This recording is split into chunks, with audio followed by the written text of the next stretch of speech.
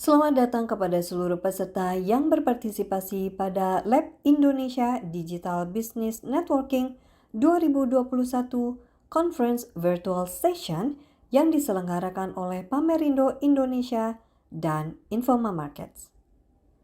Lab Indonesia Digital Business Networking didukung oleh Badan Penelitian dan Pengembangan Industri Kementerian Perindustrian, Badan Riset dan Inovasi Nasional (BRIN), Badan Standarisasi Nasional (BSN), Balai Besar Industri Agro (BBIA), Lembaga Pengkajian Pangan, Obat-obatan, dan Kosmetika Majelis Ulama Indonesia (LPPOM MUI), Laboratorium Kesehatan Daerah Provinsi DKI Jakarta Labkesda Jakarta, Asosiasi Perguruan Tinggi Farmasi Indonesia APTFI, Himpunan Kimia Indonesia, HKI, Masyarakat Standarisasi Indonesia, MASTAN, Singapore Manufacturing Federation, SMF, Ikatan Laboratorium Kesehatan Indonesia, ILKI,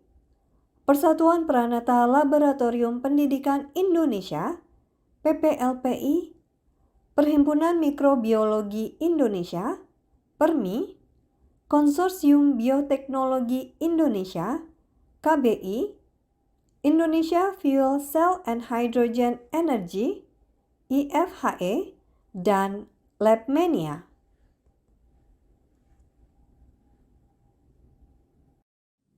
Sebelum kami memulai conference virtual session ini, kami ingin menginformasikan bahwa mikrofon dan video peserta telah kami nonaktifkan. Jika Anda memiliki pertanyaan untuk para pembicara, silakan kirimkan pertanyaan Anda melalui Q&A box yang tertera pada layar Anda. Jika terdapat gangguan pada internet selama conference virtual session berlangsung, mohon menunggu dan silakan masuk kembali ke link conference virtual session. Berikutnya kami akan putarkan video pameran Lab Indonesia 2018.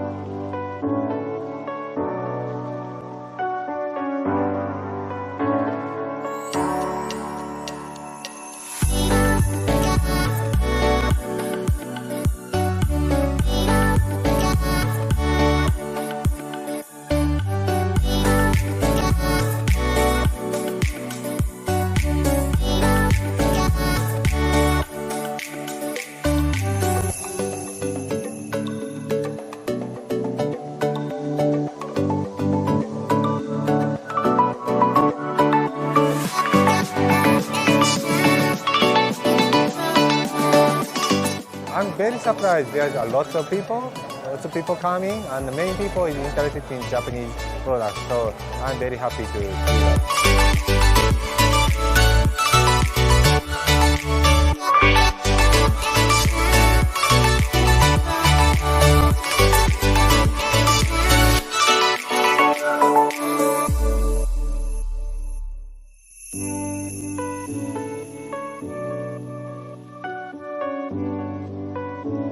Very fantastic event, and like I said, it's exceeded my expectation. I'm very happy with Lab Indonesia.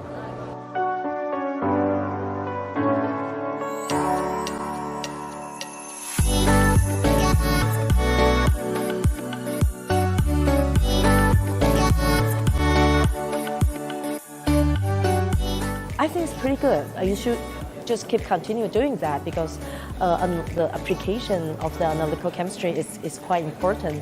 I mean, it can expand to a different discipline. So yeah, just keep doing it. We are going to do it.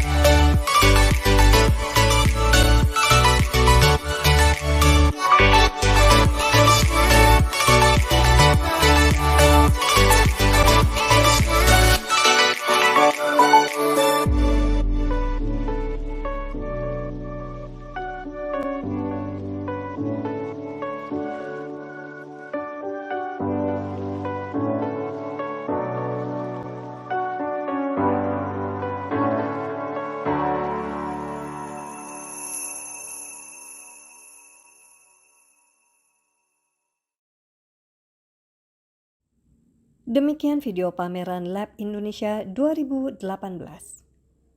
Untuk sesi selanjutnya akan kami serahkan kepada moderator dan pembicara untuk memulai conference virtual session hari ini. Kepada moderator, untuk waktu dan tempat kami persilahkan. Terima kasih untuk kesempatan yang telah diberikan. Assalamualaikum warahmatullahi wabarakatuh. Selamat siang semuanya. Selamat datang, selamat bergabung dengan di webinar kali ini. Ibu semuanya apa kabar? Baik ya, alhamdulillah. Senang sekali perkenalkan, nama saya Elsa De Putri. Saya yang akan memandu acara webinar pada kesempatan siang. Webinar kali ini bertemakan dengan peranan sertifikasi bagi tenaga laboratorium di era globalisasi. Bicara tentang sertifikasi, tentunya tak asing ya bagi kerja, karena sertifikasi ini kan merupakan sebuah pengakuan apakah kemampuan kita tuh sesuai dengan standar kerja atau tidak. Nah, salah satunya itu laboratorium. Namun di era zaman sekarang ini, apakah orang-orang sadar akan pentingnya sertifikasi kompetensi itu sendiri? Kemudian apa sih sebenarnya peranan dari sertifikasi kompetensi itu? Nah, untuk itu pada kesempatan ini akan dibahas tuntas oleh narasumber kita yaitu Ibu Sulistiawati MPD yang beliau merupakan Master Asesor dari BNSP.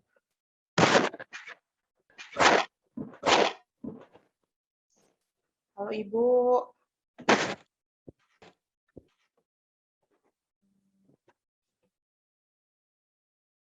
Sepertinya Ibu Sulistiawati sudah bergabung ya.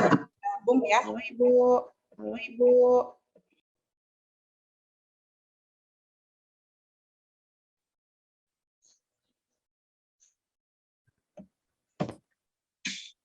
Assalamualaikum warahmatullahi wabarakatuh. Warahmatullahi wabarakatuh Ibu. Apa kabar Ibu? Alhamdulillah. Mbak Elsa Punten pisan, ini teh jadi nggak bisa pakai ini ya, saya pakai laptop. Jadi saya menggunakan HP. Baik Ibu, tidak apa-apa Bu. Tidak apa-apa Bu. Oke, berhubung pemateri kita sudah hadir ya, saya akan membacakan rundown pada kegiatan hari ini untuk pukul 14 sampai dengan 14 lebih 5 menit ada pembukaan MC. Nah, selanjutnya dari 14 lebih 5 menit sampai dengan 14 sampai 14.30 materi yang pertama yang akan menjelaskan tentang pengertian sertifikasi kompetensi tenaga laboratorium.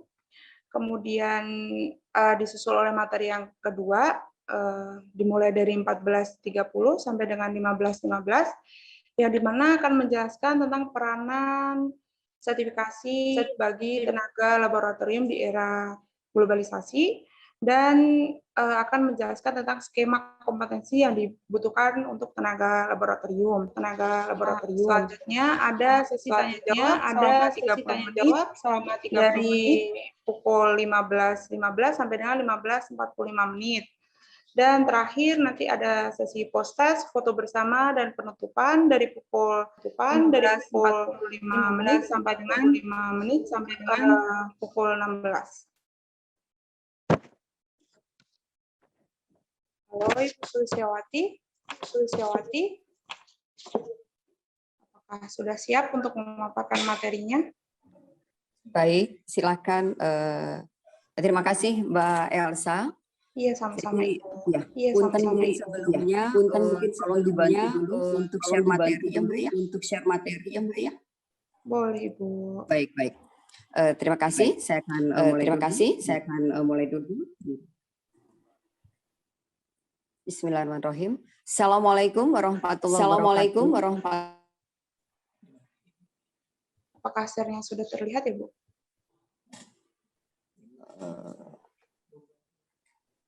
Ya, baik. Sudah terlihat.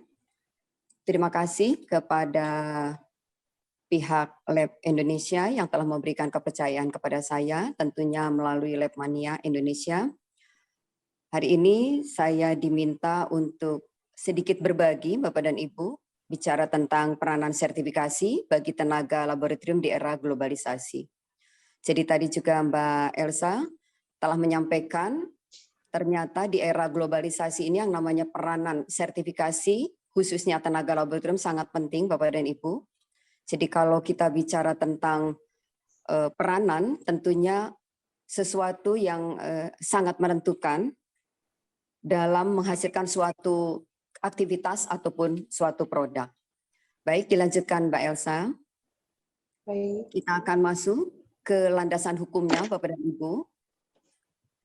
Adapun landasan hukum yang tentunya coba kami sajikan adalah bicara tentang Undang-Undang Nomor 3 Tahun 2003 tentang ketenagakerjaan, kemudian juga Undang-Undang Nomor 3 Tahun 2014 tentang perindustrian. Di dalamnya juga ada Inpres Nomor 9 Tahun 2016 tentang revitalisasi SMK karena tenaga kerja SMK jumlahnya setiap tahun semakin meningkat. Juga tidak kalah pentingnya yang melakukan sertifikasi tentunya ada di Badan Nasional Sertifikasi Profesi. Di sini juga disajikan landasan hukumnya adalah Peraturan Pemerintah Nomor 10 Tahun 2018 tentang BNSP dan juga tentang Permenaker RI 21 Tahun 2018 tentang organisasi dan tata kerja dari Sekretariat BNSP serta pedoman yang dikeluarkan oleh BNSP berkaitan dengan pelaksanaan asesmen kompetensi. Dilanjutkan Mbak Elsa. Baik Bapak dan Ibu, sedikit saja diinformasikan pada Bapak Ibu, pasti di antara Bapak Ibu sudah mengetahui di dalam Undang-Undang Nomor 3 Tahun 2003 tentang Ketenagakerjaan, pada bab 5, yaitu bicara tentang pelatihan kerja pasal 18, dikatakan bahwasanya tenaga kerja berhak memperoleh pengakuan kompetensi kerja setelah mengikuti pelatihan kerja. Bisa melalui pelatihan kerja, bisa melalui belajar mandiri maupun melalui pendidikan formal. Itu kalau kita bicara tentang pengakuan kompetensi kerja.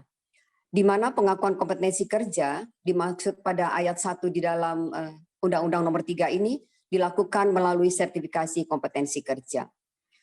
Yang mana sertifikasi kompetensi kerja dimaksud adalah dapat diikuti oleh seluruh tenaga kerja tentunya yang telah memiliki pengalaman di bidangnya sesuai dengan keteknisan yang dimilikinya. Kemudian Bapak dan Ibu, di dalam Undang-Undang Nomor 3 2013 ini juga menyatakan untuk melaksanakan sertifikasi kompetensi kerja tentunya dibentuklah yang namanya Badan Nasional Sertifikasi Profesi yang tentunya independen, langsung bertanggung jawab kepada Presiden. Nah, pembentukan dari Badan Nasional Sertifikasi Profesi yang independen tadi sesuai dengan ayat 4 diatur pada peraturan pemerintah. Inilah sedikit ulasan tentang Undang-Undang Nomor 3 tahun 2003. Karena bicara tentang tenaga kerja itu sangat luas sekali Bapak dan Ibu. Dalam hal ini tentu akan kami batasi nanti khususnya kepada tenaga kerja di bidang laboratorium. Lanjutkan Mbak Elsa. Kemudian untuk perindustrian juga mengeluarkan Undang-Undang Nomor 3 tentang perindustrian Bapak dan Ibu, di mana Kementerian Perindustrian diberi wewenang juga untuk menyusun standar kompetensi kerja, di mana SKKNI yang dikeluarkan tentunya mengacu pada bidang industri, dan dari SKKNI yang ada tentunya akan ditetapkan pemberlakuan wajib SKKNI bagi beberapa perusahaan yang memang telah mampu untuk melaksanakan pekerjaan sesuai dengan standar kompetensi kerja nasional yang ada. Jadi dalam hal ini tentunya Menteri Perindustrian memberlakukan SKKNI secara wajib sebagaimana dimaksud pada ayat 5 di mana perusahaan atau industri atau perusahaan kawasan industri wajib menggunakan tenaga kerja industri yang memenuhi standar. Mengapa Undang-Undang Nomor 3 pada bab 5 ini juga disampaikan Bapak dan Ibu? Jadi ternyata tenaga kerja jika ingin meningkatkan kompetensinya atau ingin mendapatkan jenjang lebih tinggi, sertifikasi menjadi suatu peranan yang sangat penting. Baik, kita lanjutkan Mbak Elsa. Tidak kalah penting Bapak dan Ibu, Inpres Nomor 9, lanjutkan Mbak Elsa. Inpres Nomor 9 tahun 2016 juga tentang revitalisasi SMK dalam rangka peningkatan kualitas dan daya saing sumber daya manusia Indonesia. Di mana di dalam Inpres ini diinstruksikan kepada khususnya 10 menteri, kabinet, dan juga kepada Kepala BNSP dan para gubernur untuk mengambil langkah-langkah yang diperlukan tentunya sesuai dengan tupoksi dan kewenangan masing-masing saat atau untuk merevitalisasi SMK guna meningkatkan kualitas tentunya sumber daya saing sumber daya manusia Indonesia. Khususnya tenaga kerja menengah ini sangat banyak jumlahnya, diharapkan mereka mampu bersaing nantinya di era globalisasi pada saat mereka lulus dari sekolah menengah kejuruannya. Kemudian di dalam Inpres ini juga tentunya disusun peta kebutuhan tenaga kerja bagi lulusan SMK sesuai dengan tupoksi dari masing-masing kewenangan yang ada pada kementerian yang telah ditunjuk tadi. Baik, kita lanjutkan lagi Mbak Elsa. Bicara tentang sertifikasi tadi bagi tenaga kerja, juga pada PP nomor 10, Mbak Elsa bisa dilanjutkan, punten pisan. Iya, tadi ya undang-undang nomor ini sudah memang ini terjadi kendala, jadi agak sulit untuk berkomunikasi. Iya, lanjut Mbak Elsa. Iya, kita lanjutkan. Iya. Stop Mbak Elsa, jadi bicara tentang PP nomor 10 tahun 2018 juga tentang BNSP yang telah ditetapkan pada tanggal 15 Maret 2016 dan diundangkan 16 Maret 2018. Di mana di dalam PP tersebut juga terdiri dari 9 bab, ada 26 pasal, mungkin saya tidak akan bahas secara detail di sini. Tetapi paling tidak dari PP 10 2018 ini adalah menyempurnakan PP dari 23 tahun 2004 sebelumnya. Jadi Bapak dan Ibu sekalian, sementara ini kewenangan sertifikasi itu berada di Badan Nasional Sertifikasi Profesi. Bisa dilanjutkan Mbak Elsa, karena bentuknya tidak itu ya. Baik. Kita lanjutkan Bapak dan Ibu, di mana pembentukan dan tugas daripada BNSP tadi terdapat pada pasal 2 dan 3, yaitu selain membentuk BNSP yang selanjutnya terdapat pada peraturan pemerintah disebut BNSP tadi, BNSP merupakan lembaga yang independen Bapak dan Ibu di dalam melaksanakan tugasnya dan bertanggung jawab langsung pada Presiden. Di BNSP juga mempunyai tugas melaksanakan sertifikasi kompetensi kerja.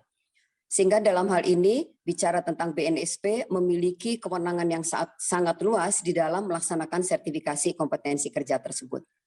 Kita lanjutkan, Mbak Elsa. Berikutnya, bicara dengan tugas dan fungsi BNSP, Bapak dan Ibu, bicara tentang penyempurnaan atau melengkapi tugas dari BNSP tadi di PP 10, ini memiliki 6 fungsi kerja, di mana fungsi kerja yang terbesar dulunya adalah hanya melaksanakan sertifikasi kompetensi kerja, sekarang dijabarkan Bapak dan Ibu. Selain melaksanakan sertifikasi kompetensi kerja, juga melaksanakan pengembangan sistem sertifikasi, melakukan atau melaksanakan pengembangan sistem sertifikasi baik di pendidikan dan pelatihan vokasi, kemudian juga melakukan pembinaan dan pengawasan dalam sistem sertifikasi, kemudian pengembangan dan pengakuan sertifikasi, pelaksanaan dan pengembangan kerjasama antar lembaga, baik nasional maupun internasional, serta pelaksanaan dan pengembangan sistem data dan informasi sertifikasi kompetensi kerja yang terintegrasi.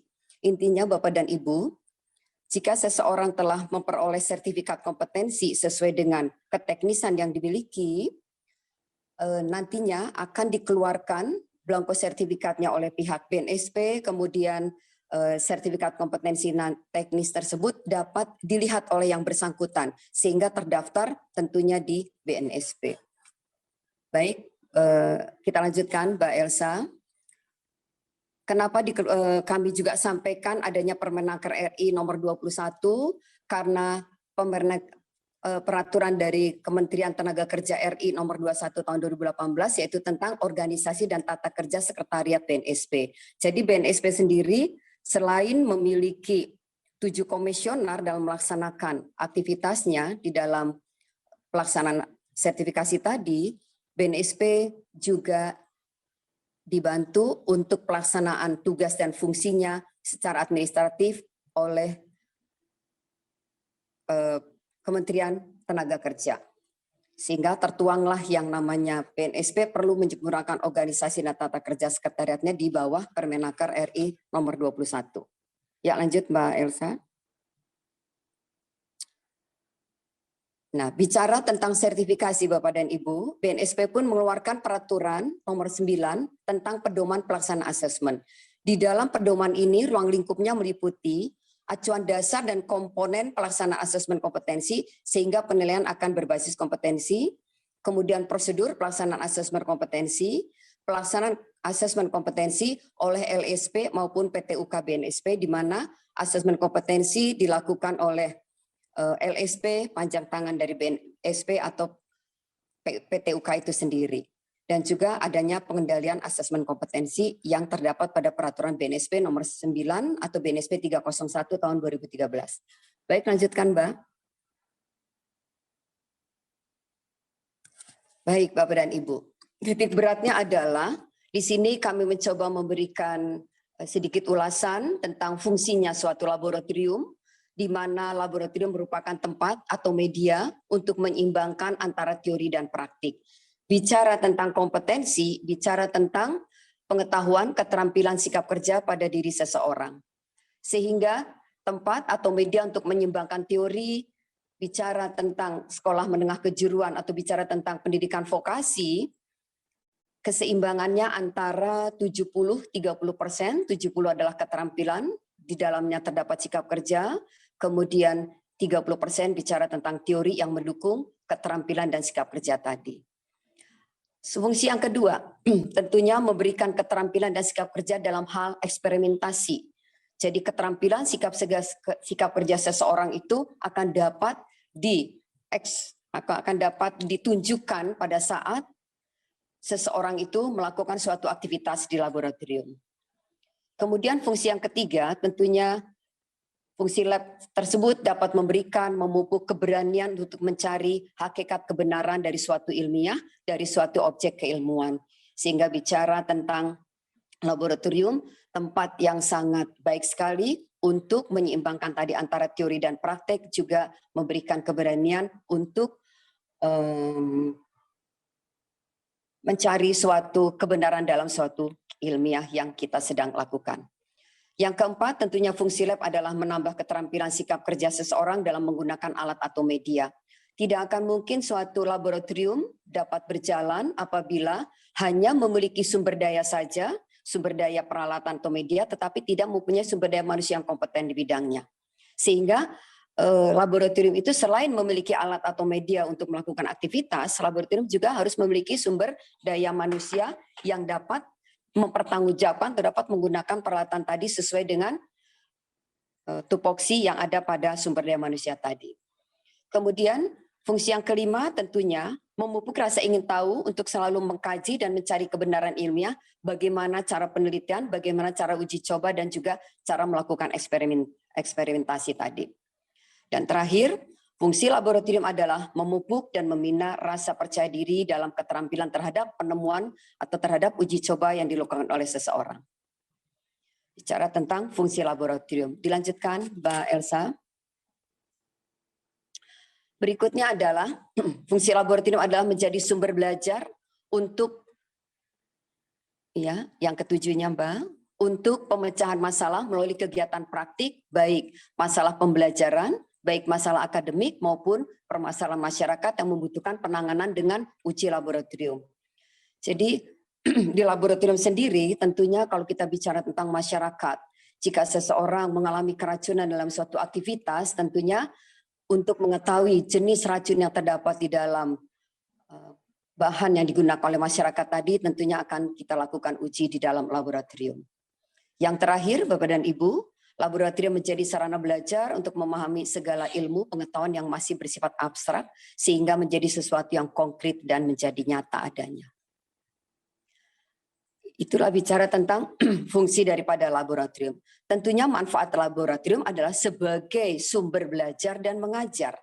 Belajar bagi mereka yang ingin mengetahui lebih dalam tentang suatu aktivitas berkaitan dengan laboratorium, dan mengajar bicara tentang apa yang bisa kita bagi kepada seseorang untuk meningkatkan kompetensinya. Bisa dilakukan melalui metode pengamatan dan percobaan, dapat dilakukan menggunakan prasarana proses belajar mengajar, sehingga di dalam laboratorium tadi bermanfaat untuk memberikan keterampilan dan memupuk keberanian dan memupuk rasa ingin tahu. Demikian Bapak dan Ibu bicara tentang fungsi dan manfaat laboratorium. Bicara tentang laboratorium itu sendiri Bapak dan Ibu, umumnya laboratorium itu minimal memiliki 3 personil di dalamnya Bapak dan Ibu. Minimal memiliki 3 personil di dalam suatu laboratorium. Bicara tentang minimal personil yang ada di dalam laboratorium adalah bicara tentang ada pengelola atau disebut kepala laboratorium. Bicara di dalam pengelola atau kepala laboratorium ada teknisi laboratorium, dan tentunya ada yang namanya laboratorium. Jadi 3 pengelola lab ini akan saling bersinergi Bapak dan Ibu di dalam hal melakukan aktivitas di dalam laboratorium. Ini hanya mengingatkan saja Bapak dan Ibu, kalau kita bicara tentang fungsi atau tupoksinya dari pengelola atau kepala laboratorium, tentunya Bapak Ibu, pengelola lab atau kepala lab tadi akan memimpin dan mengorganisasikan seluruh kegiatan yang ada di lab. Jadi mengkoordinir, memimpin, dan juga melakukan suatu koordinasi dengan sumber daya yang di dalamnya. Kemudian, kepala lab tadi juga melakukan perencanaan dan pengembangan yang dilakukan di dalam laboratorium. Tentunya, kepala lab tadi bertanggung jawab di dalam mengelola tenaga labnya. Jadi apabila tenaga lab di dalam suatu laboratorium itu berkembang dengan cepat dan maju, tentunya peranan kepala lab ini menjadi peranan yang sangat penting untuk meningkatkan kompetensi tenaga laboratorium. Kemudian pengelola lab tadi atau kepala lab tadi juga memantau Bapak dan Ibu pemanfaatan sarana dan prasarana di laboratorium. Jadi tidak hanya sekedar memimpin, melakukan perencanaan atau mengelola, dia juga memantau apakah sumber daya atau sarana prasarana yang digunakan di lab telah optimal. Apakah perawatan, kemudian pemeliharaan, kemudian penyimpanan juga telah dilakukan secara sempurna, tentunya dipantau oleh kepala laboratorium. Dan terakhir, dari pemantauan tadi tentunya kepala laboratorium akan memberikan evaluasi terhadap hasil kinerja para anggota di dalam laboratorium. Evaluasi datangnya bisa langsung dari kepala lab atau minta masukan dari pengguna lab itu sendiri atau sumber daya manusia lainnya yang menggunakan laboratorium itu sendiri. Baik, dilanjutkan Mbak Elsa. Kita masuk ke tupoksinya teknisi lab.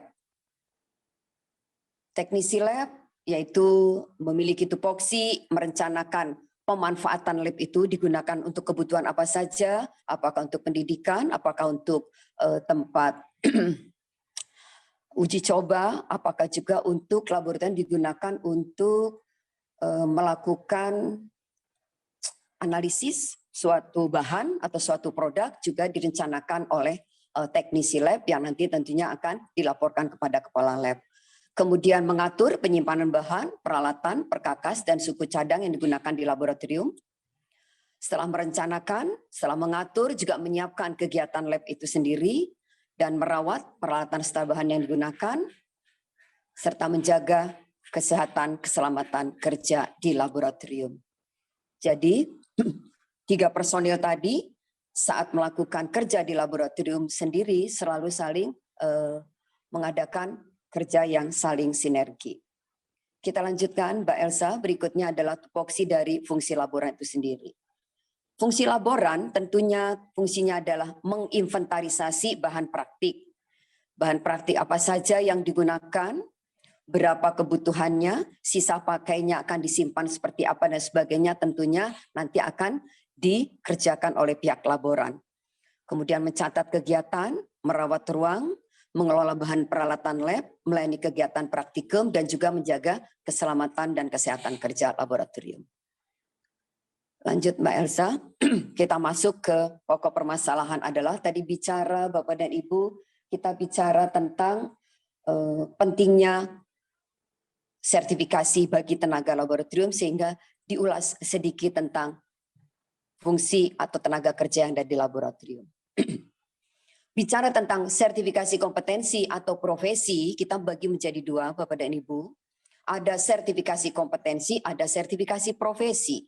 Di dalam sertifikasi kompetensi adalah proses pemberian sertifikat kompetensi yang dilakukan tentunya secara sistematis dan tentunya dilakukan secara objektif melalui uji kompetensi. Bisa mengacu pada standar kompetensi kerja nasional Indonesia, atau standar kompetensi kerja khusus atau standar kompetensi kerja internasional. Jadi bicara tentang sertifikasi kompetensi, bicara tentang kompetensi atas keahlian yang lebih umum. Jadi secara umum, seseorang yang memiliki kompetensi teknis di bidangnya tentu dapat mengikuti sertifikasi kompetensi. Sedangkan sertifikasi kompetensi profesi itu bicara sama memberikan proses pemberian sertifikat juga Bapak dan Ibu melalui uji kompetensi tadi, tetapi terkait pada profesi atau keahlian tertentu. Makanya disebut dengan sertifikasi profesi karena untuk kompetensi membangun keahlian khusus. Di dalam sertifikasi kompetensi Bapak dan Ibu, ada 2 jalur yang bisa kita lakukan. Yang pertama adalah melalui uji kompetensi, artinya apa Bapak Ibu? Artinya kita akan mengamati seseorang bekerja bisa di tempat kerja atau bekerja bisa di tempat kerja yang disimulasikan atau kita sebut dengan tempat TUK, tempat uji kompetensi, kita bisa lakukan Bapak dan Ibu melalui pengamatan langsung. Jadi pada saat seseorang melakukan aktivitas kerja di laboratorium tadi bisa kita lakukan pengamatan secara langsung, keterampilan sikap kerjanya, dan tentunya akan diiringi atau dibarengi dengan pengetahuan yang sesuai dengan kompetensi teknis yang sedang diujikan. Yang berikutnya adalah sertifikasi kompetensi dapat kita lakukan melalui portofolio Bapak Ibu.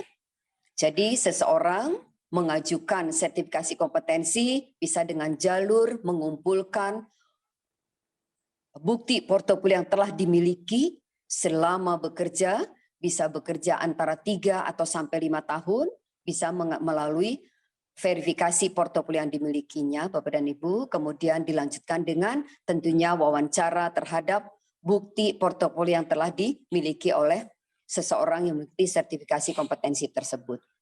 Itu Bapak Ibu kalau kita bicara tentang sertifikasi kompetensi. Nah, siapakah nanti akan berhak menyelenggarakan sertifikasi kompetensi? Tentunya Badan Nasional Standarisasi Profesi atau BNSP tadi. BNSP kalau bekerja sendiri tentunya akan sangat sulit karena berbagai kompetensi teknis ada di sekitar kita sehingga memberikan kepercayaan kepada lembaga sertifikasi profesi atau LSP. Itu Bapak dan Ibu. Jadi lembaga sertifikasi profesi yang nanti akan melaksanakan sertifikasi kompetensi. Baik, kita lanjutkan Mbak Elsa. Bicara tentang prinsip sertifikasi tentunya akan dilakukan secara terukur. Artinya ada bukti yang memang telah diberikan oleh seseorang yang akan mengikuti sertifikasi tadi. Kemudian bukti tadi sesuai dengan persyaratan yang diminta oleh lembaga sertifikasi tertentu. Kemudian dikumpulkan buktinya terukur sesuai dengan standar kompetensi yang digunakan. Kemudian dalam prinsip sertifikasi tentunya harus memiliki tanggung jawab kedua belah pihak, baik tanggung jawab terhadap personel yang sedang akan diuji, baik terhadap lembaga sertifikasi profesi yang sedang menguji. Jadi dua-duanya memiliki tanggung jawab yang sama. Sehingga pada saat sertifikasi berlangsung, tidak bicara tentang berasal dari mana, kemudian mengapa, tetapi apa yang sudah Anda bawa sesuai dengan persyaratan yang kami butuhkan, kemudian melalui jalur apa sertifikasi akan dilakukan. Kemudian di dalam proses sertifikasi tadi tentunya tidak ada keberpihakan. Jadi ketidakberpihakan menjadi ukuran utama Bapak dan Ibu di dalam suatu proses sertifikasi. Seperti saya katakan tadi, kita tidak melihat berasal dari mana seseorang akan melaksanakan sertifikasi, tetapi orang tersebut datang ke suatu lembaga sertifikasi telah membawa persyaratan yang sesuai dengan persyaratan dikeluarkan oleh pihak lembaga sertifikasi tersebut. Kita sebut biasanya adalah persyaratan dasar yang memang harus terpenuhi. Jika persyaratan dasar dari suatu sertifikasi itu ada empatnya harus dibawa. Satu saja tidak dipenuhi sehingga seseorang tadi tidak dapat diterima sebagai peserta sertifikasi. Kemudian berikutnya prinsip sertifikasi adalah tentunya adanya keterbukaan dari kedua belah pihak, baik orang yang akan disertifikasi maupun dari lembaga sertifikasi itu sendiri. Jadi yang disebut dengan keterbukaan adalah tidak ditutupinya standar kompetensi kerja nasional Indonesia atau standar kompetensi khusus ataupun standar kompetensi kerja internasional yang dipakai untuk melaksanakan asesmen. Sehingga semua sumber pengumpulan bukti menggunakan standar tersebut. Jadi tidak ada yang ditutupi, artinya semua data yang ada dalam standar akan digunakan untuk melaksanakan sertifikasi. Berikutnya adalah prinsipnya adalah kompetensi. Seseorang akan melaksanakan sertifikasi kompetensi, tentunya Bapak dan Ibu, orang tersebut telah memiliki kompetensi sesuai dengan kompetensi atau sesuai dengan skema kompetensi akan atau sertifikasi kompetensi akan diperoleh, akan diambil. Jadi berbeda-beda Bapak Ibu, tentunya ada yang di bidang laboratorium, ada di bidang otomotif, keterampilan dan sebagainya, itulah kompetensi yang akan diambil oleh seseorang untuk meningkatkan kompetensinya.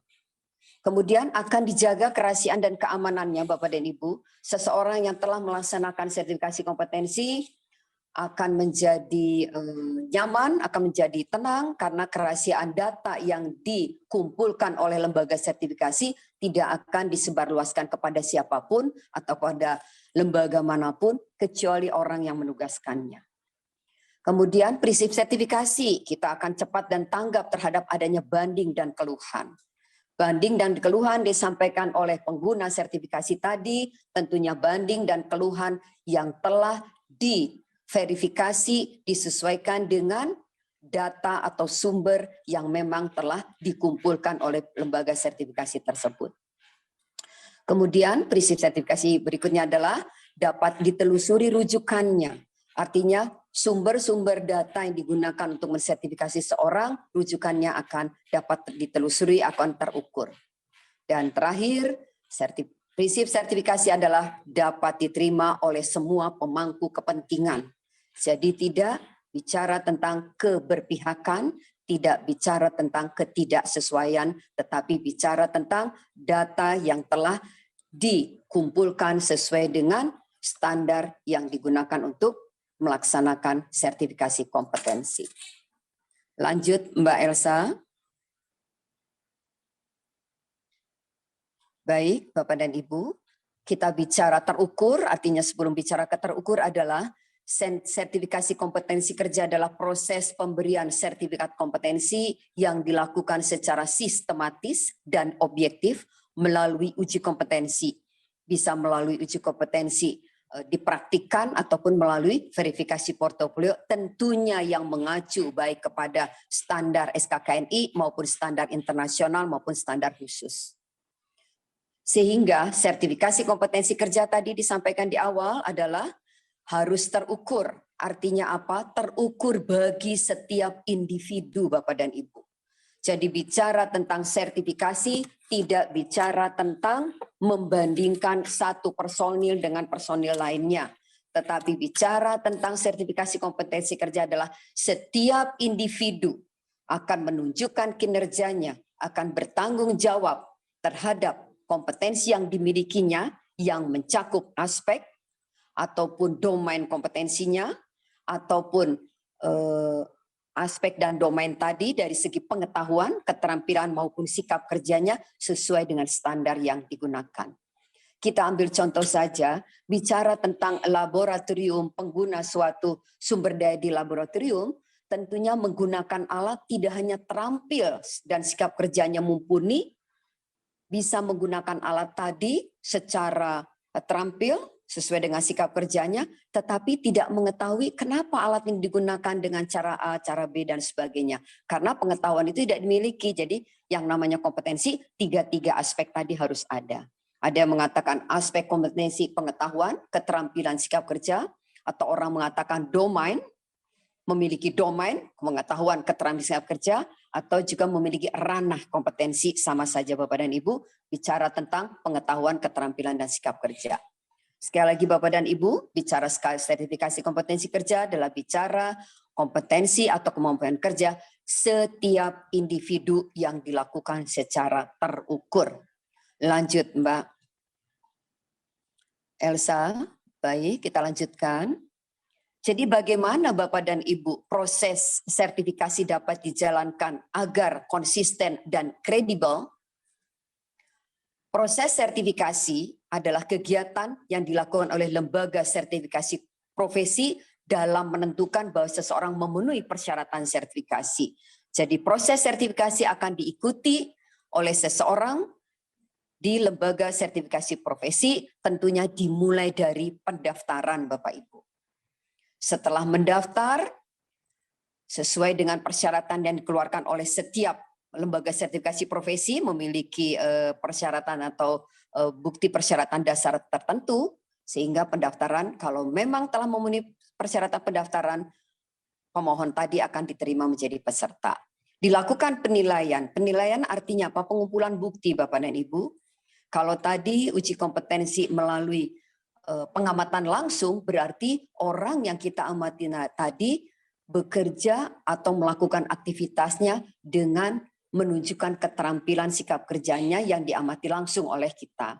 Jadi melalui keterampilan sikap kerjanya yang diamati langsung. Dan juga nanti ditanyakan beberapa pengetahuan tentunya yang berkaitan dengan kompetensi yang sedang diambil tadi. Kemudian kalau mulai verifikasi portofolio akan diamati portofolio apa saja yang telah dimiliki selama 3 atau 5 tahun orang tadi berada di dunia kerjanya atau melalui pengalaman kerjanya, melalui verifikasi portofolio dan beberapa wawancara yang akan dilakukan oleh seseorang yang akan melakukan sertifikasi di LSP tadi. Kemudian Bapak dan Ibu, setelah pendaftaran penilaian dilakukan, tentunya seseorang yang tadi mengikuti proses sertifikasi akan diberikan keputusan. Artinya keputusan dalam hal ini adalah rekomendasi oleh seorang asesor. Jadi asesor akan merekomendasikan apakah seseorang kompeten atau belum kompeten. Apakah seseorang telah memenuhi seluruh kriteria unjuk kerja, seluruh persyaratan yang ada di standar kompetensi tadi apakah sudah terpenuhi, iya atau tidak. Hanya sebagian besar saja yang terpenuhi, tentunya rekomendasi keputusan sertifikasi tadi adalah menjadi belum kompeten. Jadi yang namanya kompeten itu tidak ada rentang nilai, yang ada hanya ya dan tidak, kompeten dan belum kompeten. Setelah itu Bapak dan Ibu, tentunya proses sertifikasi, adanya pemeliharaan sertifikasi, karena sertifikasi itu biasanya memiliki masa berlakunya itu 3 tahun Bapak dan Ibu sementara ini. Jadi apakah selama 3 tahun orang tersebut masih berada atau memelihara sertifikat kompetensi di bidang tersebut? Kalau masih terpelihara kompetensi teknisnya di bidang tersebut, bisa dilakukan sertifikasi ulang tentunya kepada lembaga sertifikasi yang mengeluarkan sertifikat kompetensi. Jadi pemeliharaan sertifikasi dilakukan sertifikasi ulang dan juga bagaimana penggunaan sertifikat kepada seseorang yang telah memiliki sertifikasi kompetensi tadi, apakah sesuai dengan persyaratan atau kesepakatan yang telah ditentukan oleh suatu LSP. Demikian Bapak dan Ibu, sehingga bicara tentang bagaimana proses sertifikasi dapat dijalankan agar konsisten dan kredibel untuk menentukan mutu sertifikasi akan terjamin karena adanya reliabilitas dan adanya konsistensi dari proses sertifikasi. Sepertinya itu dulu mungkin Mbak Elsa yang bisa saya sampaikan, karena kalau di bagian barat ini azan asar sudah memanggil. Silakan saya kembalikan sementara. Terima kasih.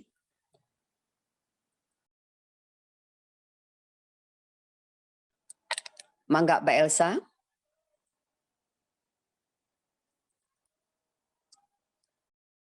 Mbak Elsa, saya kembalikan dulu ke Mbak Elsa. Gimana? Karena asar sudah ini, kumandang azan.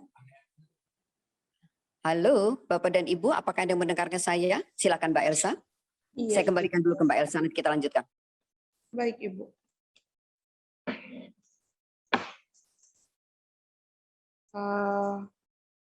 Baik, sekarang kita break sejenak ya Ibu ya.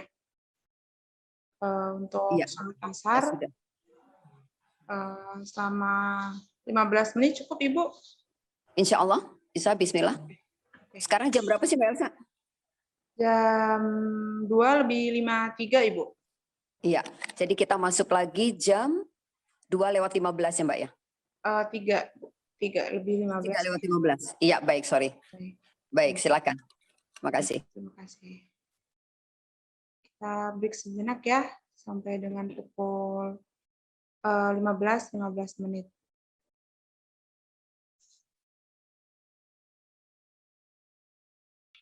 Halo. Assalamualaikum.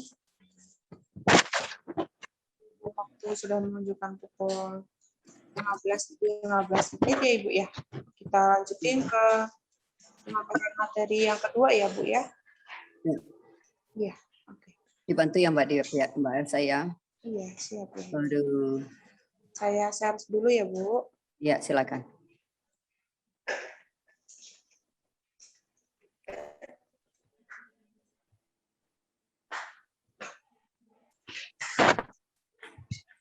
Halo Bapak Ibu semuanya, sudah pada gabung? Sepertinya berkurang ya partisipannya, belum bertambah lagi. Iya. Gimana Mbak, bisa dilanjutkan? Boleh dilanjut sekarang Bu. Baik. Terima kasih Mbak Elsa, kita lanjutkan ya. Tadi sudah bicara tentang skema sertifikasi dan juga bagaimana proses itu berjalan, kita akan lanjutkan. Sertifikasi tentunya dapat kita lakukan dengan 2 kegiatan, yaitu bicara kegiatan pertama adalah kita melakukan pengembangan skema sertifikasi, kemudian pelaksanaan sertifikasi itu sendiri. Bicara tentang pelaksanaan sertifikasi tentunya tidak terlepas dari skema sertifikasi yang telah dimiliki oleh lembaga sertifikasi itu sendiri. Bicara tentang skema sertifikasi terbagi menjadi 3 bagian. Yang pertama adalah skema sertifikasi kerangka kualifikasi nasional Indonesia, kita sebut dengan KKNI, yaitu ada level 1 sampai dengan 9. Kemudian skema sertifikasi kualifikasi okupasi nasional, dan juga skema sertifikasi berdasarkan paket kompetensi atau klaster. Nah, kalau kita bicara tentang, lanjut Mbak, kita bicara tentang skema sertifikasi KKNI tadi, yaitu terdiri dari sejumlah unit kompetensi dari suatu tingkat kualifikasi tertentu sesuai dengan jenjang kualifikasi KKNI berdasarkan leveling, yaitu level 1 sampai dengan 9. Seperti contoh adalah level 1 sampai 9 pada setiap jenis profesi seperti operator, teknisi, maupun analis.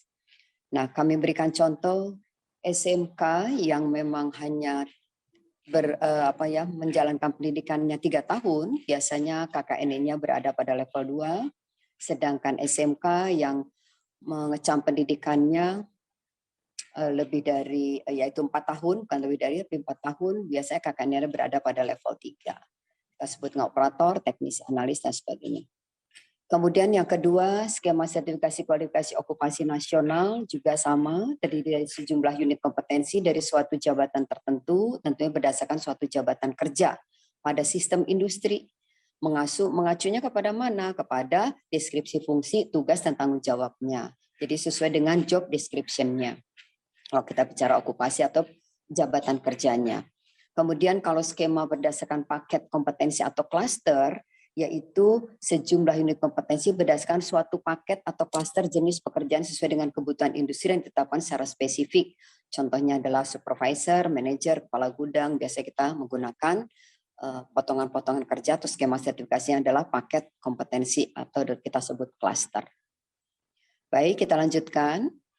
Kemudian kita bicara sertifikasi kompetensi tadi sudah diulas di sebelumnya, di mana sertifikasi kompetensi tersebut adalah merupakan kegiatan yang seluruhnya dilakukan oleh SP, menetapkan bahwa seseorang memenuhi persyaratan kompetensi yang telah ditetapkan di dalam suatu lembaga sertifikasi itu sendiri. Kalau kita bicara tentang laboratorium, khususnya di laboratorium kimia ini adalah kita mengacu pada sistem mutu ISO-nya adalah 17025. Tadi dimulai dari pendaftaran, melakukan asesmen, keputusan, surveillance, dan sertifikat serta penggunaan sertifikat tadi sudah dijelaskan. Kita lanjut, Mbak. Bicara tentang skema sertifikasi, inilah merupakan rohnya dari suatu sertifikasi Bapak dan Ibu, di mana daftar unit kompetensi dan persyaratan sertifikasi spesifik berkaitan dengan kategori profesi ditetapkan menggunakan standar dan aturan serta prosedur yang sama sesuai dengan kebijakan LSP. Jadi semua skema sertifikasi tentunya telah diverifikasi terlebih dahulu dan disahkan oleh pihak BNSP. Karena LSP tersebut adalah panjang tangan dari BNSP. Baik, Bapak dan Ibu, kita lanjutkan. Apakah yang disebut dengan asesmen berbasis kompetensi? Asesmen berbasis kompetensi adalah suatu proses pengumpulan bukti kompetensi yang relevan. Yang relevan artinya apa? Untuk menentukan apakah seseorang itu kompeten atau belum kompeten pada suatu kompetensi pekerjaan atau suatu level kualifikasinya. Jadi apabila bicara tentang skema sertifikasi leveling tadi 1 sampai 9, kalau diambil contoh misalkan tenaga laboratorium masuk kepada SMK lulusan 4 tahun tadi, kita bicaranya misalkan ada 39 unit kompetensi harus terpenuhi. Sehingga kalau satu saja dari kompetensi tidak terpenuhi, level kualifikasinya tidak akan diterbitkan. Kemudian sama-sama Bapak dan Ibu, baik KKNI maupun okupasi tentunya diberikan sertifikat, tentu lambangnya adalah logo Garuda, sedangkan bicara tentang klaster adalah sertifikat yang dikeluarkan hanya oleh lembaga sertifikat LSP itu secara internal saja. Baik Bapak dan Ibu, kita lanjutkan.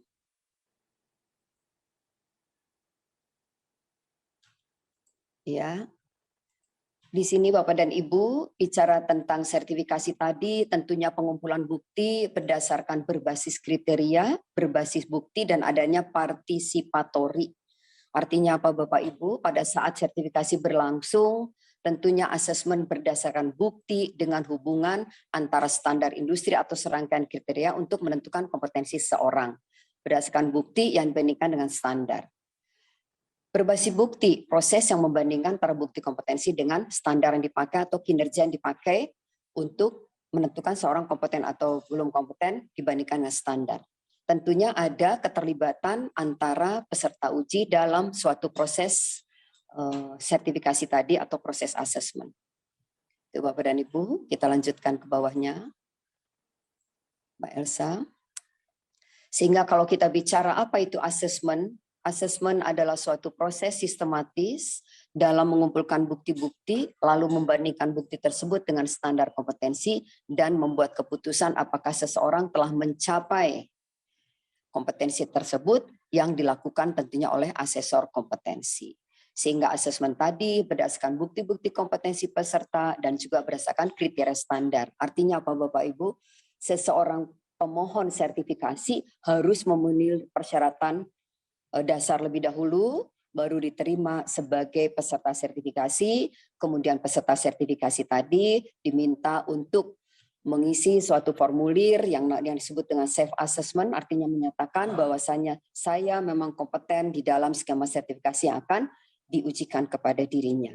Kemudian dibandingkanlah bukti-bukti tadi dengan kriteria standar atau standar kompetensi yang digunakan. Baik, lanjutkan Mbak. Tadi dikatakan aspek apa yang dibandingkan, tentunya pengetahuan, keterampilan maupun sikap kerja, kita bisa katakan PKS atau Knowledge, Skill, Attitude, KSA sama saja Bapak dan Ibu. Yang kita bandingkan adalah memiliki pengetahuan, keterampilan, sikap kerja. Tidak hanya itu saja Bapak dan Ibu, seseorang telah dinyatakan kompeten, tentunya di dalam dirinya juga memiliki selain tadi keterampilan, sikap kerja, dan juga pengetahuan, tentunya seseorang tadi juga akan dikelilingi oleh 5 dimensi kompetensi di dalam dirinya. Sehingga kita turun ke bawah dulu Mbak. Jadi titik temunya kompeten adalah pertemuan antara pengetahuan, keterampilan, dan sikap kerja. Baik. Apa itu kompeten? Kompeten adalah kita katakan kemampuan dan kewenangan dimiliki oleh seseorang untuk melakukan suatu pekerjaan yang didasari atas pengetahuan, keterampilan, sikap kerja sesuai dengan standar. Itulah yang disebut dengan seseorang dinyatakan kompeten. Baik Bapak dan Ibu. Mengapa sertifikasi profesi menjadi penting? Karena sertifikasi itu memiliki tujuan untuk memastikan kompetensi seseorang yang telah didapatkan melalui pembelajaran, melalui pelatihan, ataupun melalui pengalaman kerja. Itulah bicara tentang sertifikasi kompetensi. Nah, seseorang dinyatakan kompeten tadi setelah memiliki pengetahuan, keterampilan, sikap kerja, pada saat aktivitas dilakukan, yang bersangkutan juga mampu mengerjakan satu jenis pekerjaan Bapak dan Ibu, kita katakan memiliki dimensi kompetensi yang adalah touch skill, mampu melakukan satu jenis pekerjaan, touch management skill, mampu mengelola pekerjaan lebih dari satu, jadi mulai persiapan, pelaksanaan sampai pelaporan, kemudian seseorang dinyatakan kompeten tadi juga dikelilingi dirinya dengan dimensi kompetensi yang berikutnya adalah contingency management skill, artinya apa? Orang tersebut dinyatakan kompeten karena mampu menyelesaikan suatu permasalahan jika terjadi ketidaksesuaian di lapangan. Kemudian setiap orang dinyatakan kompeten pasti akan bekerja mengikuti prosedural atau mengikuti tuntutan lingkungan atau standar yang diacu. Dan orang dinyatakan kompeten adalah itu berarti dia memiliki dimensi kompetensi JRES. Kemudian yang terakhir, orang tersebut dinyatakan kompeten karena di dalam dirinya mampu beradaptasi, baik adaptasi terhadap metode yang digunakan, adaptasi terhadap peralatan yang digunakan, maupun adaptasi terhadap lingkungan saat kompetensi berlangsung. Itu kita sebut transfer skill. Jadi beradaptasi tentunya yang selevel atau setara.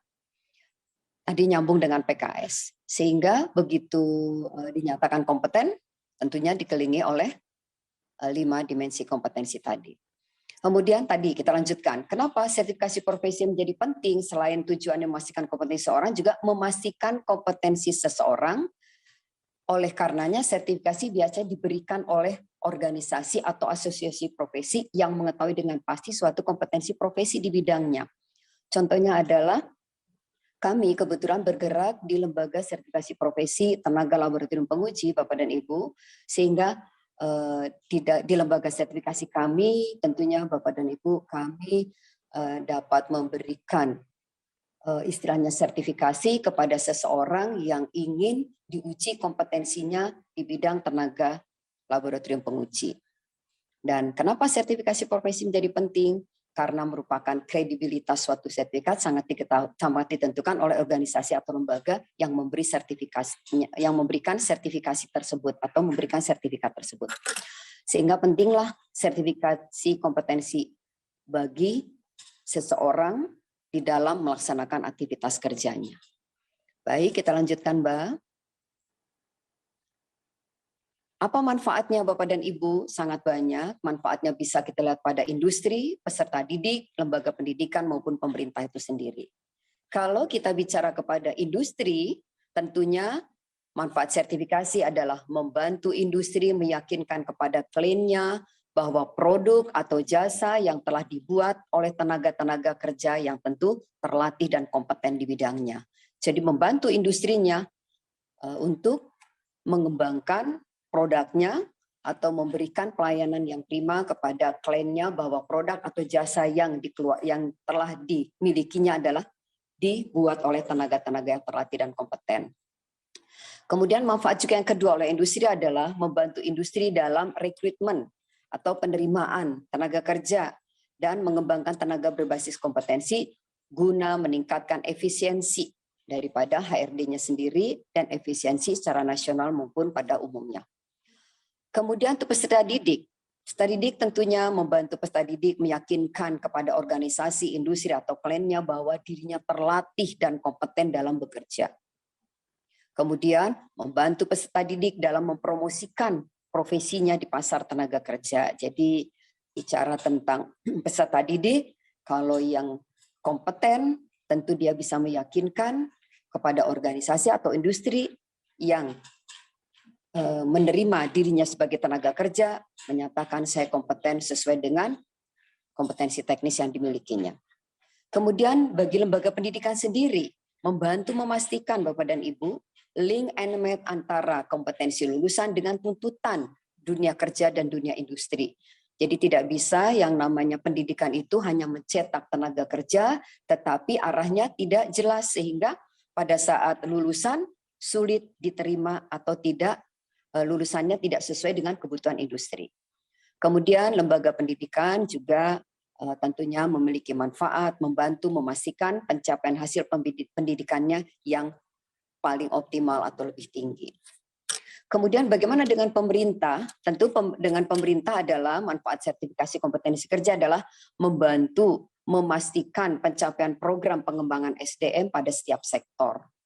Jadi pemerintah sendiri semakin banyak memiliki tenaga kerja terampil di bidangnya dan kompeten di bidangnya, akan mudah untuk mencapai program pengembangan yang diinginkan oleh pihak pemerintah, khususnya sumber daya manusia di setiap sektor. Baik Bapak dan Ibu. Kemudian bagaimana dengan manfaat bagi para profesional yang memiliki sertifikat kompetensi tersebut? Kalau seseorang telah memiliki sertifikat kompetensi pada dirinya sesuai dengan bidang tadi atau sektor tadi, mereka memiliki keunggulan yang kompetitif dibanding dengan sumber daya manusia lagi yang lainnya yang belum memiliki sertifikat kompetensi. Kemudian juga manfaat berikutnya adalah memiliki potensi untuk mendapatkan upah yang lebih tinggi karena bicara bekerja adalah bicara tentang penghasilan. Tentunya penghasilan akan lebih meningkat. Tapi bicara tentang kompetensi kerja seseorang atau sertifikasi kompetensi juga bicara tentang kewirausahaan juga. Seseorang yang memiliki kompetensi di bidangnya begitu berdiri atau menjadi wirausaha akan menjadi wirausaha yang tentunya profesional dan dapat bersaing. Kemudian manfaat berikutnya adalah memiliki kesempatan yang lebih besar untuk mendapatkan pekerjaan. Dan juga dapat menunjang karir secara profesional bagi tenaga kerja laboratorium khususnya dan dapat bersaing tentunya di era globalisasi. Itu Bapak Ibu bagi tenaga-tenaga kerja yang profesional dan memiliki sertifikat kompetensi tentunya diharapkan minimal 4 poin ini dapat meningkatkan kompetensi dirinya untuk menaikkan jenjang karir, juga memberi kesempatan yang lebih besar untuk mendapatkan pekerjaan dan juga potensi mendapat upah yang lebih tinggi. Baik, berikutnya Bapak dan Ibu. Tenaga laboratorium tersertifikat di era globalisasi tentunya akan mampu mengelola laboratorium tersebut, ya Bapak Ibu, melalui serangkaian kegiatan perancangan kegiatan lab, kemudian tenaga lab yang tersertifikasi tadi tentunya pengoperasian alat, peralatan, dan penggunaan bahan, pemeliharaan peralatan dan bahan perawatannya akan lebih efisien dan efektif. Jadi kalau seseorang kompeten di bidangnya, menggunakan bahan sesedikit mungkin, tapi menghasilkan kinerja yang optimal, menggunakan peralatan juga sesuai dengan prosedur yang telah ditentukan, sehingga proses pemeliharaan terhadap alat akan semakin minimal karena dioperasionalkan oleh tenaga kerja yang tersertifikasi. Kemudian tenaga laboratorium tersertifikasi juga akan melakukan pengevaluasian terhadap sistem kerja lab itu sendiri, kemudian akan melakukan pengembangan kegiatan lab baik untuk pendidikan, pengujian maupun percobaan. Sebelum ditutup Bapak dan Ibu, mungkin kami akan sedikit memberi sedikit gambaran Bapak dan Ibu. Jadi kami kebetulan bergerak di Lembaga Sertifikasi Profesi Tenaga Laboratorium Penguji Indonesia. Keberadaannya adalah di Bandung, Bapak dan Ibu. Kemudian LSP kami tentunya telah berdiri sejak tahun 2004, Bapak dan Ibu. Jadi Bapak dan Ibu kalau di website kami melihat LSP itu di BNSP pada urutan nomor 3, kalau tidak salah Bapak dan Ibu. Jadi LSP kami dibantu tentunya oleh Indonesian Food Analysis and Network atau IFAN, kemudian juga adanya Laboratorium Klinik Indonesia Patelki, dan juga sekarang akan ada dukungan dari HKI, insya Allah mungkin dalam waktu dekat, kemudian juga nanti ada dukungan dari Himpunan Analis Kimia Indonesia. Kemudian Bapak dan Ibu, tentunya lembaga sertifikasi kami memiliki visi, tentunya visinya akan seiring sejalan dengan visi atau keinginan dari pemerintah Indonesia sendiri, yaitu mewujudkan tersedianya tenaga laboratorium pengujian, penelitian, dan pendidikan yang kompeten dan mampu bersaing baik di tingkat nasional, regional, maupun global. Visi kami demikian Bapak dan Ibu. Kemudian misinya tentunya kami memelihara standar kompetensi profesi tenaga laboratorium. Kemudian kami juga misinya mengembangkan dan menyelenggarakan sertifikasi kompetensi untuk SDM tentunya di bidang laboratorium. Dan misi kami tentunya menjadi mitra pemerintah, industri, dan lembaga penyelenggara pendidikan dalam pengujian kompetensi tenaga laboratorium. Landasan hukumnya sama Bapak Ibu, tentunya kami menggunakan Undang-Undang RI nomor 13 tahun 2003. Kemudian kami memiliki surat keputusan BNSP. Kami juga mengacu pada Undang-Undang nomor 20 tahun 2003 tentang Sistem Pendidikan Nasional. Kemudian juga peraturan pemerintah 23 tahun 2000 tentang BNSP yang sekarang menjadi peraturan pemerintah nomor 10 tahun 2018 tentang BNSP. Kemudian peraturan pemerintah nomor 31 2009 tentang sistem pelatihan kerja nasional. Kemudian surat keputusan dari Menteri Tenaga Kerja, transmigrasi tentang akreditasi LSP kami, dan kami berpedoman kepada BNSP 201-202. Itulah visi misi kami. Kemudian Bapak dan Ibu, kami memiliki skema sertifikasi, ada jabatan okupasi dan ada jabatan okupasi dan juga ada level KKNI serta klaster. Bapak dan Ibu, kemudian kami memiliki sementara ini yang kami sudah disahkan atau divalidasi atau diverifikasi oleh pihak BNSP adalah 14 skema okupasi atau jabatan kerja dan 14 skema klaster. Bapak dan Ibu, bicara tentang LSP kami, di mana LSP kami juga menurunkan 28 skema tadi, okupasi dan klaster tadi, itu memiliki 2 jalur asesmen melalui demonstrasi atau dipraktekkan atau observasi dan melalui jalur portofolio bagi mereka yang telah berpengalaman melakukan pengujian khususnya di laboratorium minimal 3 tahun. Materi uji kompetensi kami tadi dapat digunakan dengan 2 jalur. Dasarnya adalah berdasarkan peraturan BNSP yang tahun 2016 dan disempurnakan pada tahun 2018. Itu Bapak dan Ibu, kalau kita bicara tentang sertifikasi tenaga laboratorium yang dapat kami coba sajikan. Lebih dan kurang Bapak dan Ibu, kami mohon maaf jika banyak ketidaksesuaian. Terakhir adalah kami akan menyampaikan peranan sertifikasi bagi tenaga laboratorium di era globalisasi adalah sangat penting. Kenapa sangat penting Bapak dan Ibu? Karena dapat mewujudkan tenaga kerja khususnya Indonesia yang profesional dan kompeten, tentunya berdaya saing dan memiliki standar global, serta mampu dengan cepat beradaptasi dalam pesatnya iptek dengan menerapkan kerja sesuai dengan slogan pemerintah kita saat ini dengan menerapkan 5AS. Demikian Bapak dan Ibu yang bisa saya sampaikan, lebih dan kurang mohon maaf jika ada ketidaksesuaian dengan apa yang diminta oleh pihak Lab Indonesia pada siang hari ini menjelang sore. Terima kasih, saya berikan kepada Mbak Elsa. Wassalamualaikum warahmatullahi wabarakatuh.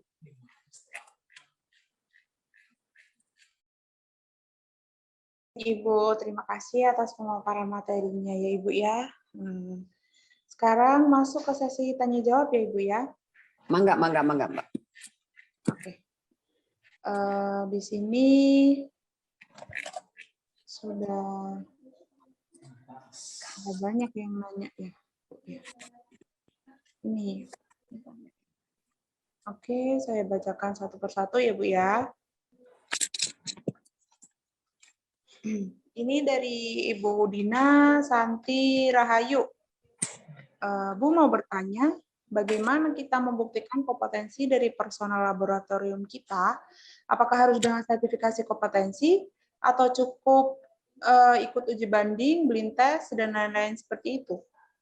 Bagaimana Ibu? Jadi tadi bicara apa Mbak Elsa tadi, apakah menunjukkan kompetensi seseorang ya Mbak ya? Khususnya di bidang lab, gimana Mbak? Personal dari lab. Personal, baik.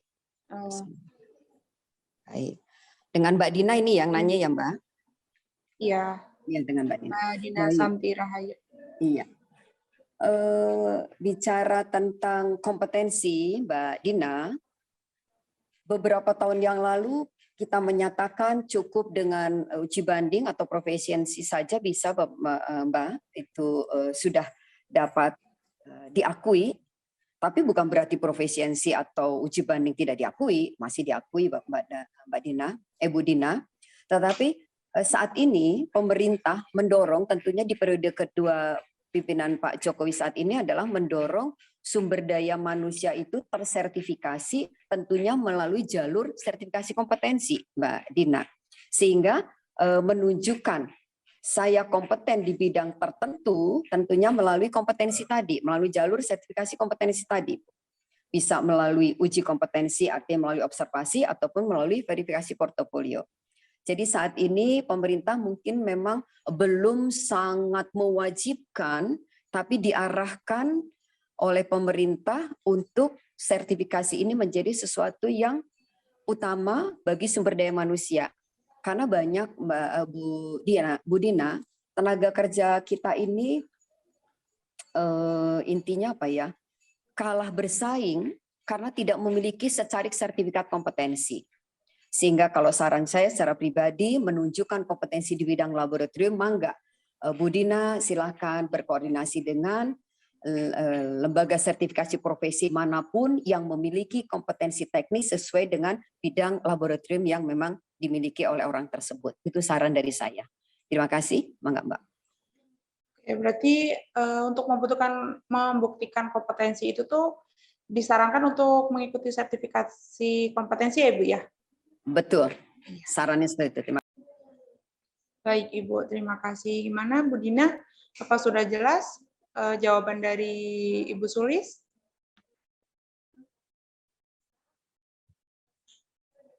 Sudah jelas ya Ibu Dina ya. Kemudian ada dari Ibu Eriana Yuniara Frastika. Apa Ibunya bisa menyalakan kameranya? Ibu Eriana bertanya, apakah uji kompetensi hanya dilakukan setelah didapatkan pelatihan? Bagaimana Ibu Sulis?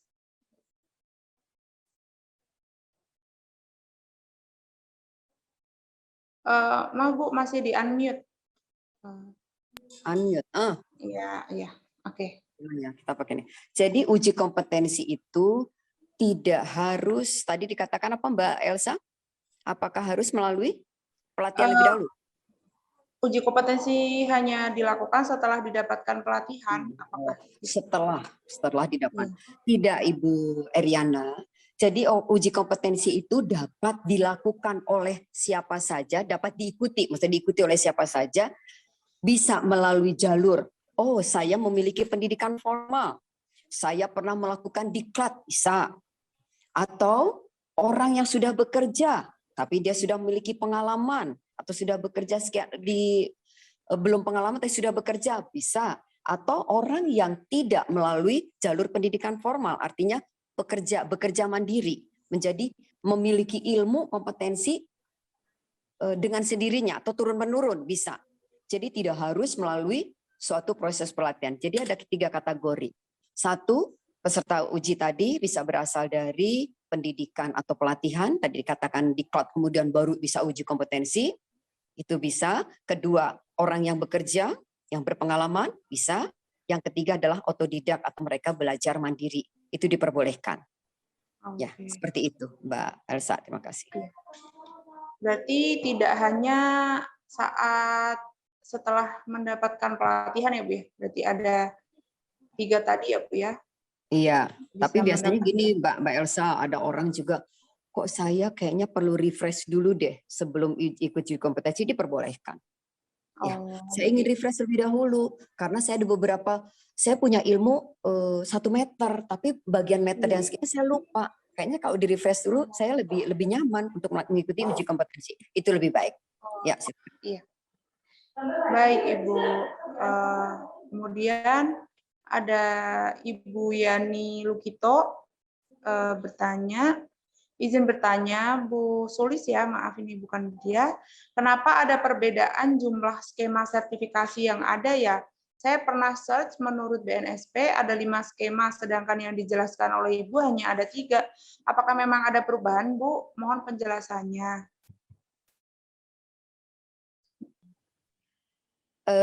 Bicara tentang tadi jabaran skema sertifikasi ya? Iya. Iya, memang skema sertifikasi 3, yaitu leveling, KKNI, okupasi, dan klaster, Mbak. Seperti itu. Yang 5 itu coba nanti tanya dulu ya, dari mana ya sumbernya ada 5 ya? Saya juga jadi ikut bingung nih.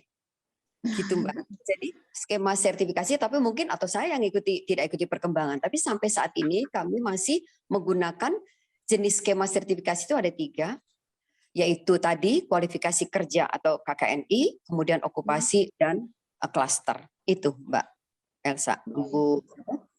Bu Yani Lukito, apa sudah jelas ya Bu ya? Jadi skema sertifikasi itu menurut BNSP itu masih 3, nggak ada yang 5, seperti itu ya Bu ya? Iya. Ya. Mungkin dapatnya dari itu, boleh aja saya nanti sharing nih Bu Yani. Mangga. Baik Ibu. Kemudian Ibu Yani bertanya lagi nih Ibu.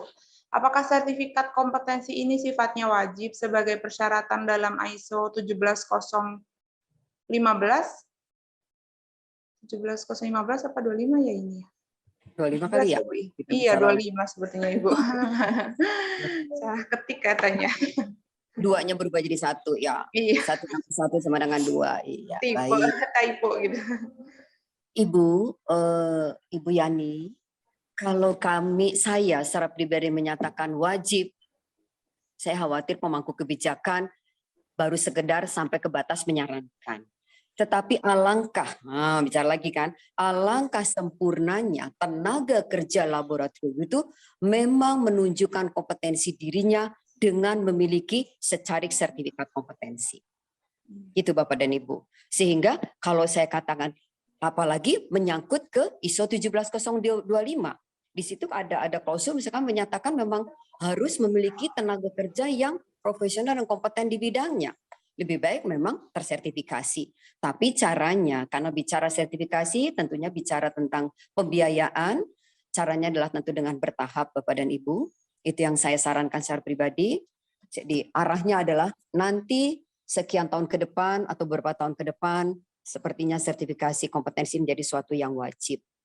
Sekarang kalau di 17.025 karena saya juga tenaga laboratorium, saya juga berasal dari laboratorium, tentunya sangat baik sekali kalau sumber daya manusianya juga tersertifikasi sehingga yakin hasil analisis yang dilakukan oleh tenaga lab tadi benar-benar meyakinkan klien kita bahwasanya kita memiliki tenaga kerja kompetensi yang benar-benar kompeten di bidangnya. Itu Mbak, terima kasih. Berarti sertifikasi itu tuh sebagai pengakuan ya Bu, kalau kemampuan kita tuh diakui dan sesuai dengan standar kerja gitu ya Bu? Iya, kemampuan diakui sesuai dengan standar kerja, betul. Baik Ibu, terima kasih. Selanjutnya ini ada Anonymous Attend bertanya, apakah laboratorium yang telah terakreditasi ISO 17025 tahun 2017 perlu mengikutkan personalnya dalam sertifikasi kompetensi atau ISO 17025 telah otomatis personalnya telah dianggap sebagai kompeten dikarenakan tujuan ISO 17025 adalah menghasilkan jaminan terhadap kelayakan produk yang dihasilkan, sama seperti manfaat seperti sertifikasi kompetensi tentang kelayakan produk. Bagaimana itu, Bu? Bapak dan Ibu, setahu kami, suatu laboratorium yang telah terlisensi atau mendapat pengakuan ISO 17025 versi yang terbaru tadi, itu adalah lembaganya, Bapak Ibu. Lembaga uji atau laboratoriumnya. Sedangkan bicara personil di dalamnya, dulu memang kalau tidak salah ada yang namanya sebelumnya itu otomatis gitu ya. Kalau tenaga kerja yang sudah labnya itu dinyatakan terlisensi 17025 sudah, itu kan bicara tentang lembaga, tapi bicara tentang profesi kami mengacu kepada ISO 17024 Mbak Elsa. Jadi personilnya juga dengan sendirinya secara bertahap diusahakan untuk melakukan sertifikasi kompetensi. Bicara personil. Kalau bicara 1702 bicara lembaga pengujinya sendiri atau labnya. Itu setahu kami seperti itu.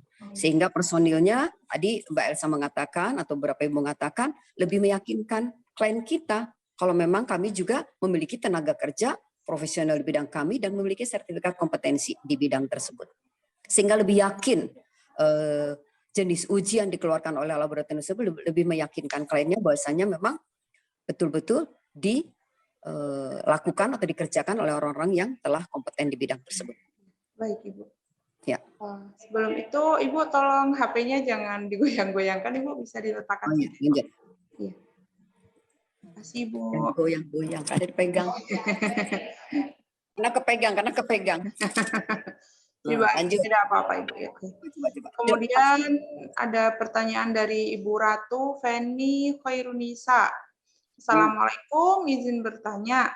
Untuk laboran sertifikasi kompetensi apa sajakah yang ada di Indonesia? Apakah ada alat lab yang belum bisa atau belum ada sertifikasinya? Bagaimana itu, Bu? Mbak Elsa, pertanyaannya adalah apakah tenaga kerja laboran atau apa Mbak yang tersedia? Untuk laboran, sertifikasi kompetensi apa sajakah yang ada di Indonesia? Apakah ada alat lab yang belum bisa atau belum ada sertifikasinya? Bicara laboran itu yang ditanyakan tentunya laboran yang personil yang seluruhnya berada di lab itu kali ya Mbak Elsa ya? Iya. Yang dikatakan laboran itu bukan hanya tenaga laboran yang membantu tadi yang diceritakan tadi bukan kan, tapi orang yang berada di lab. Itu maksudnya Mbak? Itu bukan pertanyaannya. Iya Ibu, ada alat lab yang belum bisa, ada sertifikasinya. Iya, berarti ada alatnya juga Ibu. Jadi gini Mbak Elsa, Bu siapa? Iya.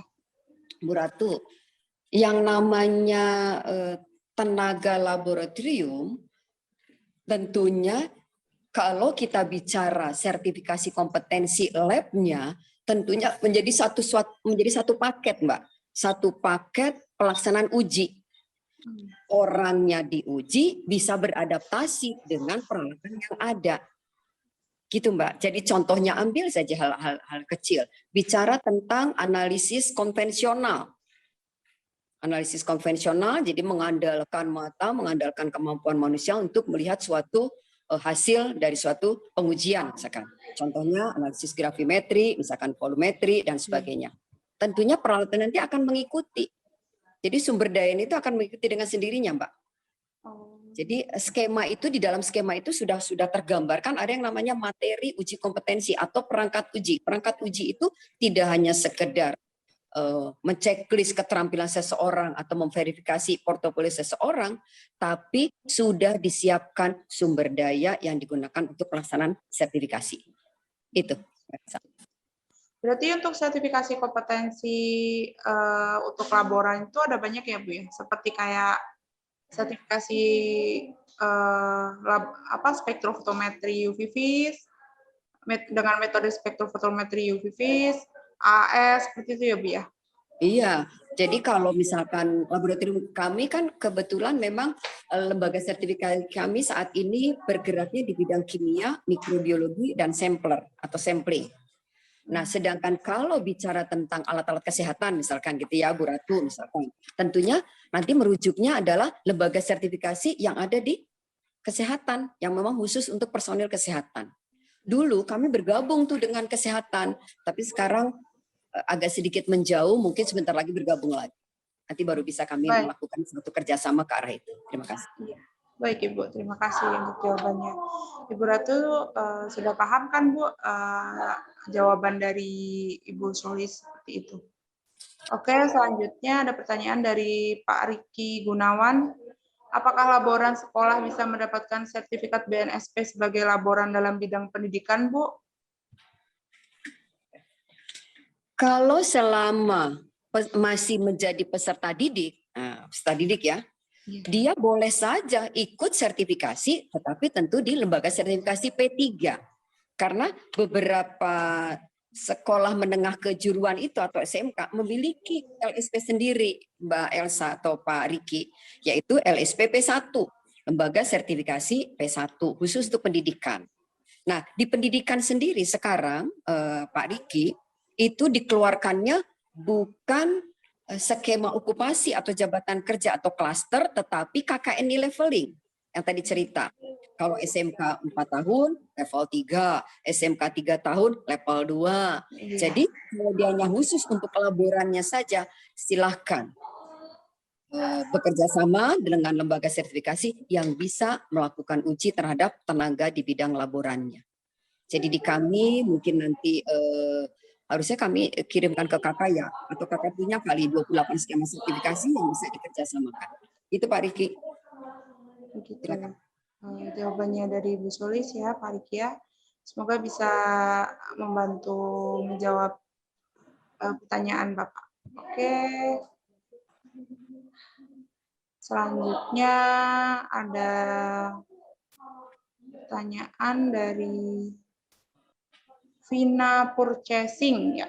Selamat sore, mohon izin bertanya apakah uji kompetensi itu harus di-upgrade setiap tahunnya atau selama masa berlaku sertifikasi berlaku tidak diperlakukan upgrade? Oke. Kalau uji kompetensi kapan di-upgrade kalau sudah habis masa berlaku? Sampai saat ini masa berlaku sertifikat kompetensi adalah 3 tahun. Tapi kami coba sedang berjuang, mudah-mudahan bisa 5 tahun kayak SIM. Gitu, Bapak dan Ibu. Kalau bisa 5 tahun, lumayan kan?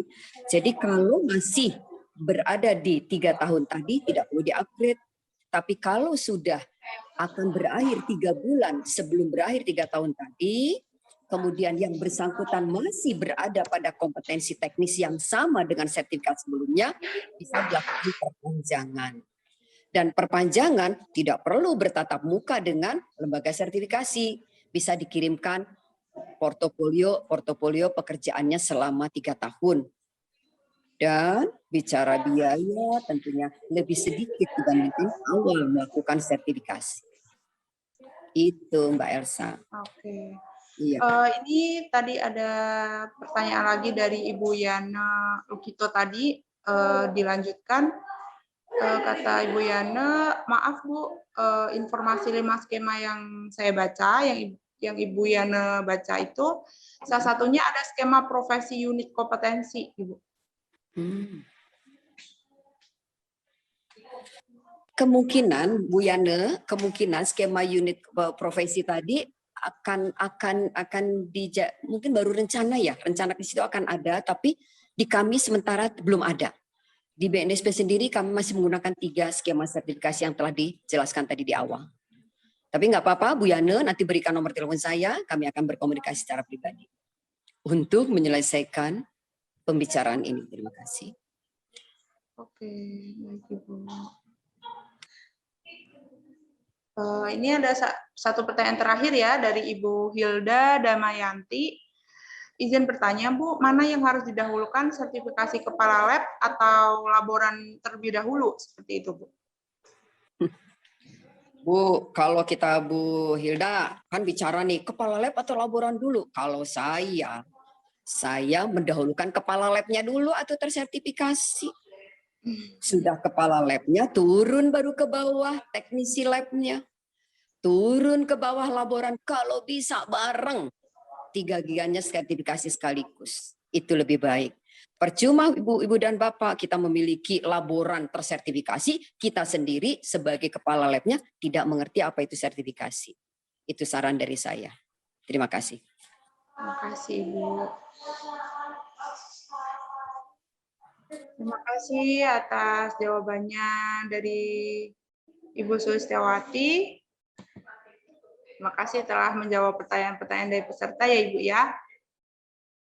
Berhubung waktu sudah menunjukkan pukul 3:58 ya. Sekarang selanjutnya akan ada sesi post-test, foto bersama, dan kemudian dilanjutkan penutupan.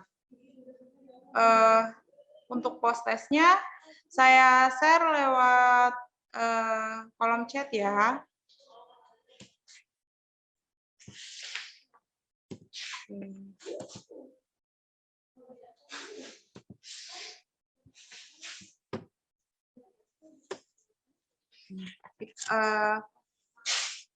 Link post-test sudah saya share di kolom chat. Kemudian ada foto bersama.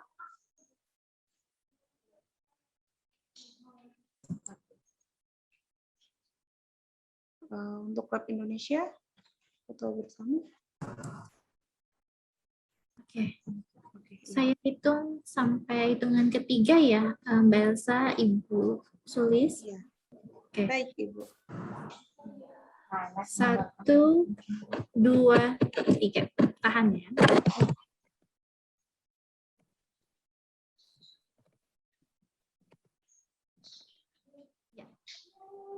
Oke, sekali lagi boleh? Baik, Ibu. Iya. 1, 2, 3.